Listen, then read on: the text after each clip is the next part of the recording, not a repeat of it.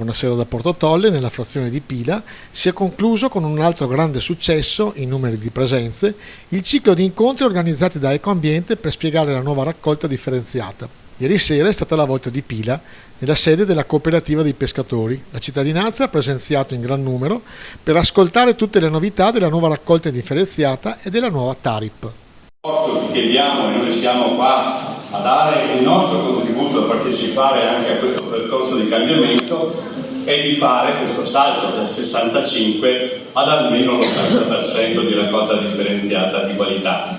L'obiettivo è di andare dalla tassa, che è un tributo calcolato sostanzialmente sui metri quadri delle abitazioni, a una tariffa che si chiama puntuale, perché vuole appunto collegare la produzione di rifiuti di ciascuno a quanto poi viene chiesto di contribuire a livello pecuniario.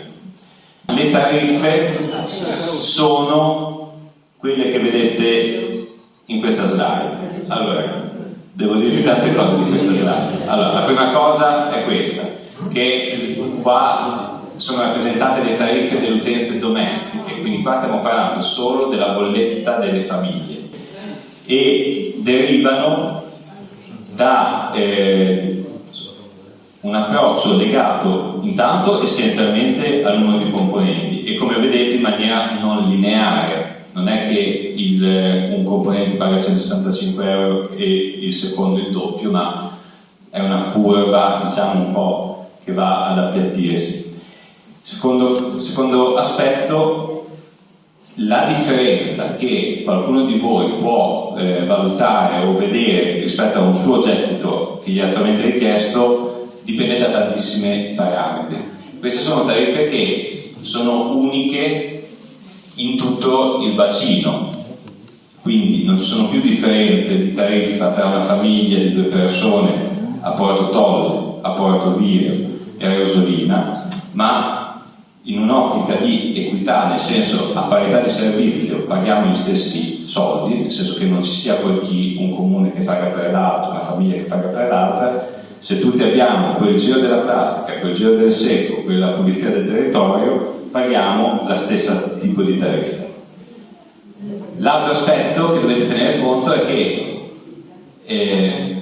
cambiamo il modo di dividerci una torta. Prima la torta ce la dividevamo in base ai metri quadri, per cui io che avevo tanti metri quadri pagavo tanto e lui che ne aveva pochi pagava pochi. Adesso ce la dividiamo in base a quanti rifiuti produciamo.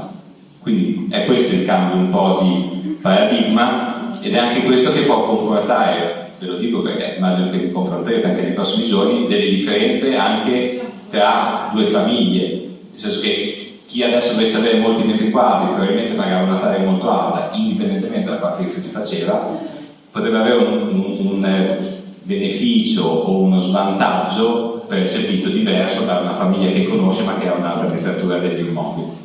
Visto prima è stato accennato Junker, è un'app molto che funziona e sta venendo usata molto in tutte le altre realtà dove l'abbiamo già lanciata. Si scrive così, la si pronuncia in 10 modi diversi e quello ognuno può avere il suo, che nessuno si offende. E quando la scaricate e vi collegate la prima volta vi chiede di dove siete, perché è un'app che vale a livello nazionale, e però scrivendo che siete di Porto Tolle o Vigo ha tutte queste informazioni su Ecoambiente, e attraverso Junker si possono anche attivare sia i servizi che sono stati accennati prima, ma anche ulteriori, come ad esempio